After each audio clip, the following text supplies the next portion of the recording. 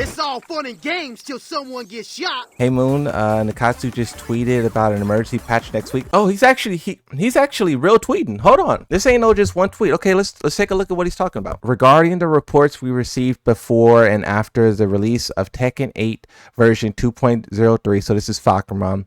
Update after reviewing them with the Battle Balance team, we've determined that 3 issues showing unattended behaviors contrary to our design intended should be addressed as a priority. So that's an emergency patch. Details on the 3 fixes planned for this update will be quoted sequentially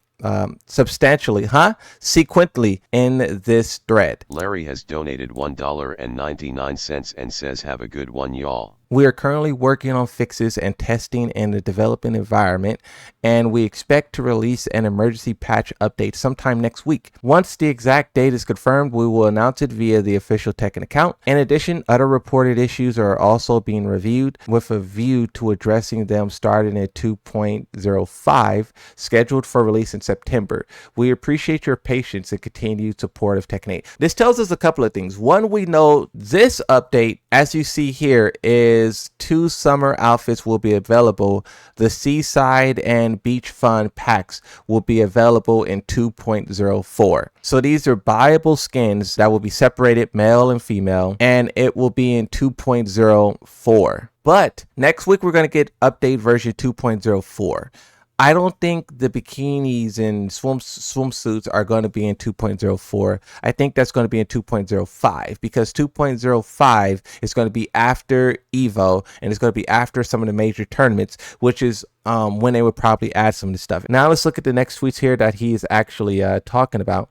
Reina balance adjustments were insufficient. Fix down forward 1-2 like I had hoped to begin with. So, okay. So this tweet, oh wow. So this is exactly what people are talking about when they say like if you complain on Twitter to the devs, listen. But this is a good example here, right? This is a person identifying a mistake with the character and the developers are going to fix it. But also, one would argue, is this how the move is supposed to work? Because it's not tracking and hitting him. So they're probably going to add tracking to that second move to where Reina rotates and hit Harang. But we kind of don't like that. We kind of don't. But also, we do like consistency. We do like when characters are consistent in their attacks and they're not just like whiffing all over the place, right? Devil Jin and unattended fix was included.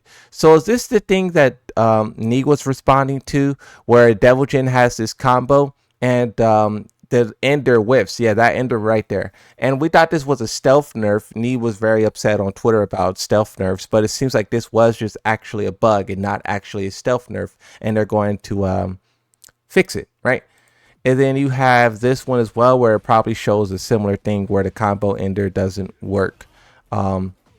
So they're stepping in to correct that issue. Okay, what's the next one? Kuma, a numerical setting error when absorbing attacks with Power Crush, causing significant disadvantages for players. So Rank Juice put this one and says, it's a bug that's been around since April season 2, but they won't fix it even if asked them to fix it. I can't count how many rounds I lost because of the lack of damage because of this bug. I don't know why they leave cheaters and bugs unattended. So the fact that Nakatsu is responding to this, and this tweet specifically says tweeters, we now know for 100% fact that the developers are aware of the cheating situation because they never acknowledged it. They never once acknowledged cheaters, right? Not in Tekken 8. In Tekken 7 they did, but in Tekken 8 not so much. But this is showing what exactly? So he does a electric, Kazuya does the Power Crush, and then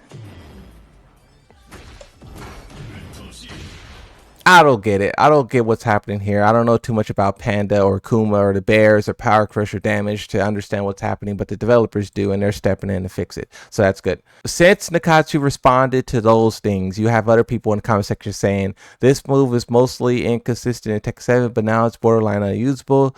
The counter hit doesn't work if they're in high crush state either. So other people are responding with their individual complaints about their characters and whatnot. What about my character? You're going to get a lot of that. The whataboutism. I don't know if that's a good change or not, though. I'm just talking trash. Someone else is doing the same thing here. Since the start of the game, Leroy has had a ton of issues on top of being weak compared to other characters. It's a high time to fix this problem. He's sidestepped, but Dragunov had so much forward momentum to where he moved out of the way of his line of sight. I don't know if Leroy Smith should hit there. And you can see that Leroy Smith was trying to track and catch him, but Dragunov just was moving so much. So if you add more tracking and movement to this, it's going to turn this move specifically into a monster.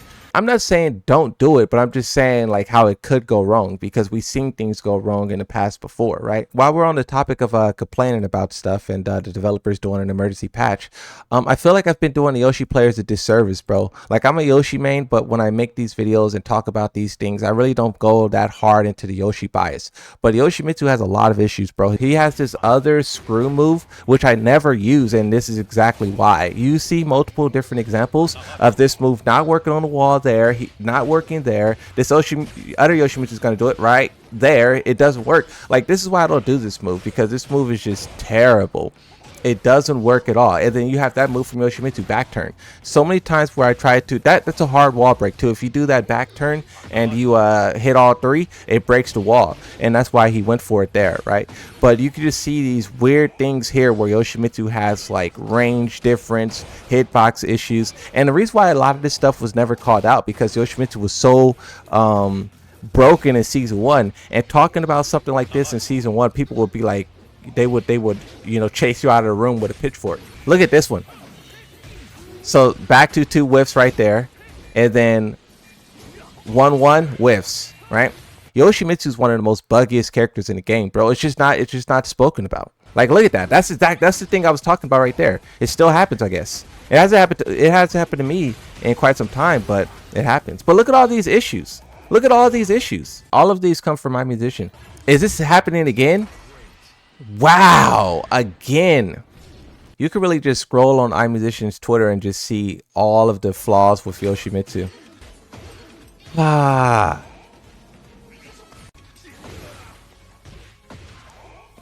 evidence, bro. And this stuff didn't happen in Tekken 7. That's the crazy part. A lot of this stuff did not happen in Tekken 7.